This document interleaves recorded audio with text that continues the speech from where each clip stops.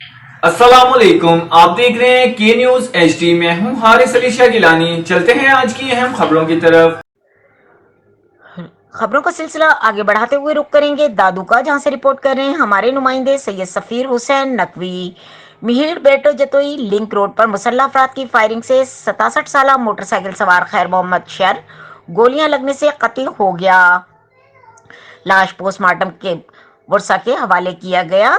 थाना 20 सेक्शन मेहड़ के हुदूद गांव भतीजे के करीब मुसल्ला अफराद की फायरिंग में मेहड़ अदालत से वापस अपने गांव जाने वाले पेरसन खैर मोहम्मद शर गोलियां लगने से मौके पर कत्ल हो गया। इत्तला मिलने पर मेहड़ पुलिस जाए वकू पर पहुंचकर लाश अपनी तहवील में लेकर तहसील अस्पताल मेहड़ पहुंचाया गया, जहां लाश पोस्टमार्टम होने के बावजूद वर्षा के हवाले कर दी गई।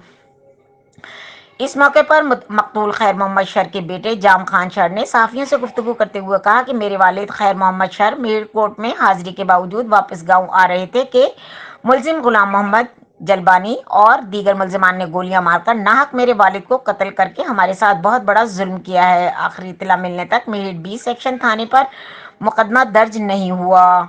मजीद खबरों और अपडेट्स के लिए हमारे साथ रहिएगा। तब तक के लिए अपना ख्याल रखिएगा। अल्लाह हाफिज।